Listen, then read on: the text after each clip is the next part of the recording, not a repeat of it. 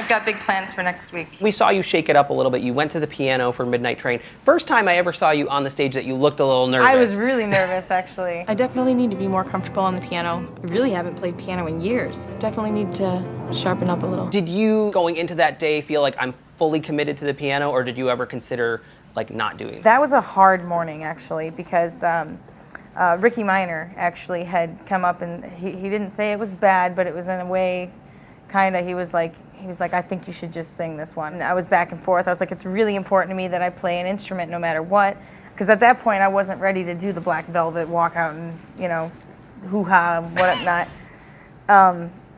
So I was just, you know, I was really torn that he said that, and I went ahead and I just did it anyway. The world he left behind.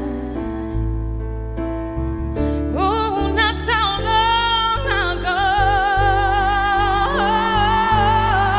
I got up and walked out. I only played a little bit. Yeah, and it's a song that also you changed it up quite a bit. It was slower, you know, it was like you were really sort of got into storyteller mode, even though you didn't have the full story to tell, unfortunately. They clip you after like 90 seconds. It's hard to get a minute 30 story, you know, the song.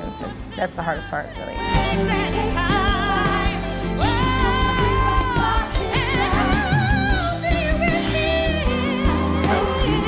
You also mixed it up with Come Together and brought out a didgeridoo.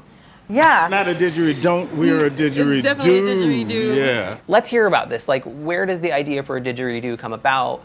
Do people like sort of scratch their heads when you're like, let's bring in a didgeridoo? There's something called, originally this was what I wanted. It's Tuvan throat singing. Okay. It's from, I know it sounds I don't know really what weird. this is, so no, you it's explain. it sounds like a didgeridoo, but it's a human voice makes it. Some kind of Eastern thing.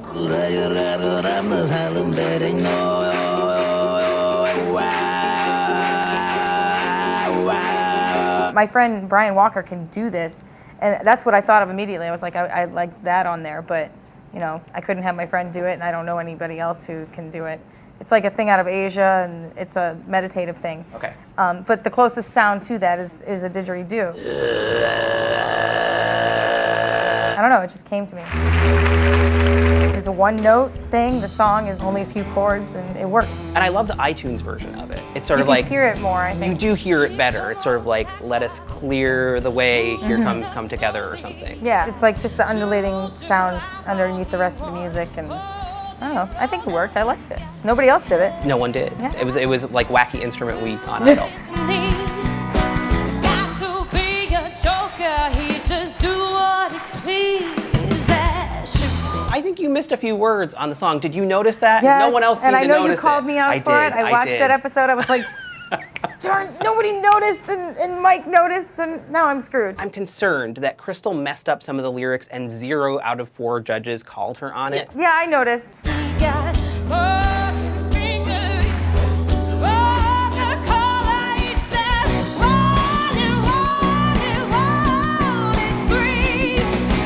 Got to be good looking, 'cause he's so hard to see. I had a lot of trouble with those words because it's a song about, it's like, what Yeah. is it about? I'm not quite sure either. You know, I could say monkey finger 3 times and I don't think it would matter. I'm not really sure what it all meant. I'll admit it's a good song. I'll admit It's to fun. Googling the lyrics before being certain and calling you on it, because I was like, I think she messed these up, but, But I'm who, not the, sure. who the heck knows, you know? The judges didn't notice, and I wasn't gonna say anything.